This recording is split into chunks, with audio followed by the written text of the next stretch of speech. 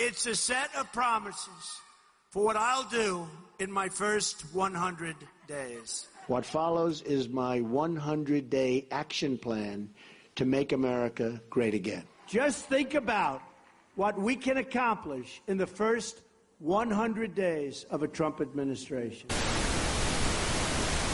Looking ahead to the 100-day mark and setting aside executive orders, can you say what the single piece of legislation that you are proudest that you got through Congress that was on the president's agenda? Well, a few things on that. Number one, we're not done. We've got a little ways before we hit the 100-day mark.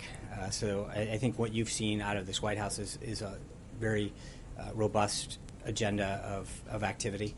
There's a lot of executive orders that I think the president's been pleased with, not only what they've done or what they will do, but what they've done, I think.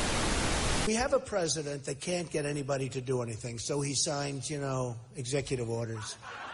And the country wasn't supposed to be that way. We have a president that can't get anything done, so he just keeps signing executive orders. And he goes around signing all these executive orders. It's a basic disaster. You can't do it. I want to not use too many executive orders, folks. Because, executive orders sort of came about more recently. Nobody ever heard of an executive order. Then all of a sudden, Obama, because he couldn't get anybody to agree with him, he starts signing them like they're butter.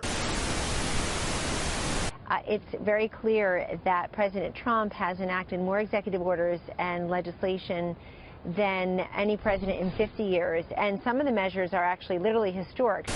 You're supposed to get together and pass a law. He doesn't want to do that because it's too much work. So he doesn't want to work too hard. He wants to go back and play golf.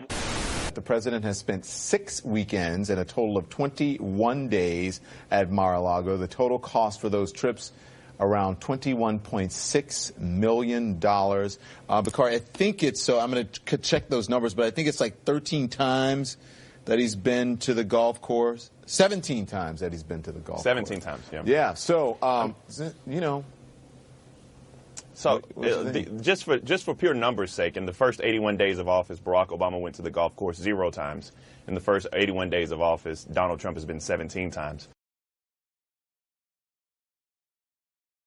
Because I'm going to be working for you. I'm not going to have time to go play golf. I don't have time for that.